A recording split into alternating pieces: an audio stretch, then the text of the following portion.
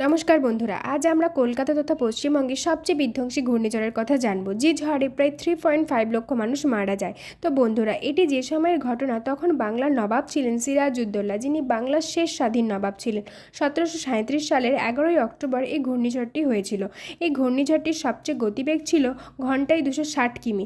11ই October 1737 সালের পশ্চিমবঙ্গ তথা কলকাতার ঠিক দক্ষিণে অবস্থিত গঙ্গা নদীর বদ্বীপে এই ঘূর্ণিঝড়টি আছড়ে পড়ে। ইস্ট ইন্ডিয়া কোম্পানির রেকর্ড অনুসারে শুধুমাত্র কলকাতা শহরে 3000 জন মারা গিয়েছিল।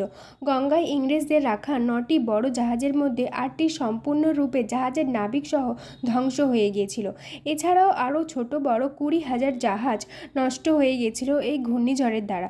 সুন্দরবন সহ নিম্নাঞ্চলীয় আরও অনেক জায়গায় 3,50,000 মানুষ মারা যায়। এর সাথে সাথে অনেক পশু, যেমন বাঘ, গন্ডার, এরকম বহু ধরনের প্রাণী মারা যায়। আমরা সবাই জানি, ঝড় ল্যান্ড করা বা আছড়ে পড়ার কয়েকদিন আগেই তৈরি হয়। ঠিক তেমনই এই ঘূর্ণিঝড়টি 9ই অক্টোবর 1737 সালে তৈরি হয়। 11ই অক্টোবর এটি আছড়ে পড়ে এবং 13ই অক্টোবর পর্যন্ত এর প্রভাব থাকে। বন্ধুরা, আপনাদের মনে এখন একটা প্রশ্ন আসতেই পারে, 1737 সালে তখনও কোনো আবহাওয়া দপ্তর তৈরি হয়নি, তাহলে কি করে এই ঘূর্ণিঝড়টি সৃষ্টি হওয়ার তারিখ জানা গিয়েছে?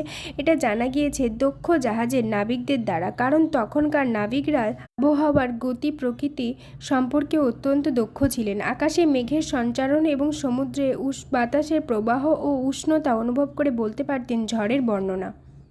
এই ছিল আজকের ভিডিওর বিষয়বস্তু। ভিডিওটি ভালো লাগলে একটি লাইক করে দেবেন। এরকম আরও অনেক ভিডিও পেতে আমাদের চ্যানেলটি সাবস্ক্রাইব করে দিয়ে পাশে থাকুন। ধন্যবাদ।